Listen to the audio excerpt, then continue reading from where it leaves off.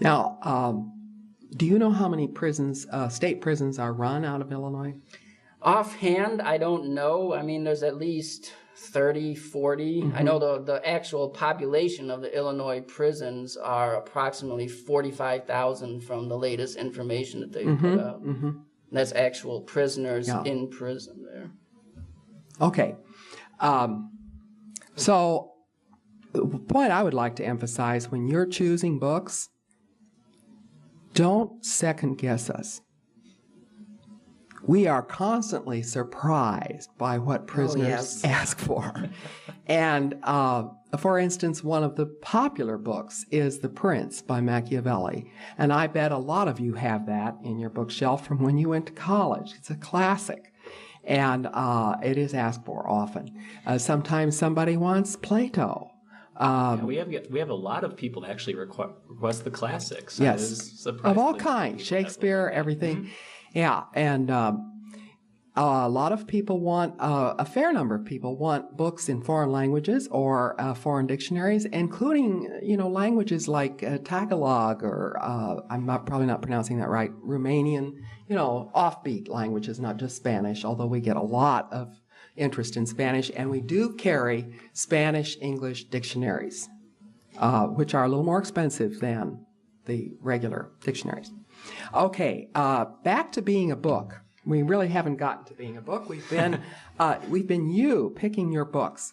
And the reason you don't have to worry about whether or not some prisoner wants your book is because we do also have book sales, which is what we're coming to soon, is book sale. And so we're going to actually follow a book which, if Jason will cover the projector here, you will see a Roget's International Thesaurus in paperback. And this is the book we're going to follow. This book was on my shelf right next to a book on home decorating. And I didn't bring it, but we're going to sort of track that book too. Okay, now, I am the thesaurus, and Barbara has taken me off her shelf and taken me to a donation bin where I'm sitting with a whole bunch of other books. Why is there a donation bin, and where are they? Well, we have donation bins at several locations. I'm going to give you the addresses and the names of those businesses who are helping us collect books. We, of course, at the Urbana IMC building at 202 South Broadway have drop boxes that you can put your books into. Cafe Paradiso at 801 South Lincoln Avenue in Urbana has a book deposit. Common Ground Co-op, which is now in Lincoln Square.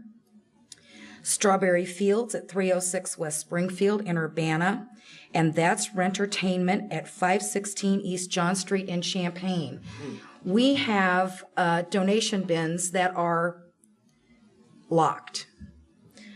The reason that we have to lock them is because people were taking books from our donation bins. And consequently, what we were being left with were a lot of the older books and the most popular books and books that we really needed to send into the inmates or to put into our sale were gone. So we went to locking bins, and it has been very successful. We've got some wonderful books now that we're getting for the inmates that we can put on our shelves and send in. And I might add that Deb was the one that thought of this idea of the locked bins, which has really enabled us to do so much more for prisoners.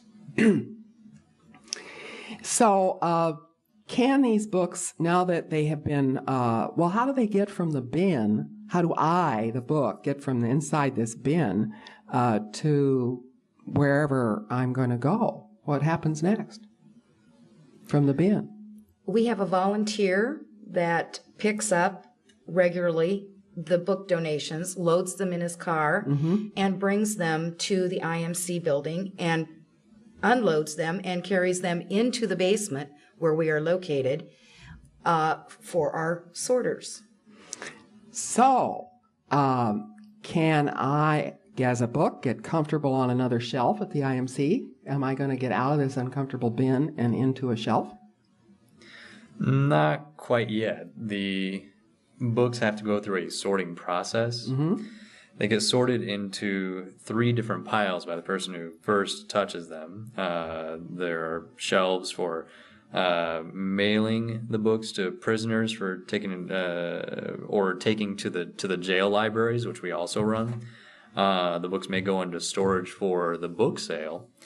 But if the books have mold or, there are encyclopedias or magazines like we mentioned before, they unfortunately have to be put into the recycle bin. We just cannot use them. So first they get sorted. Who does that?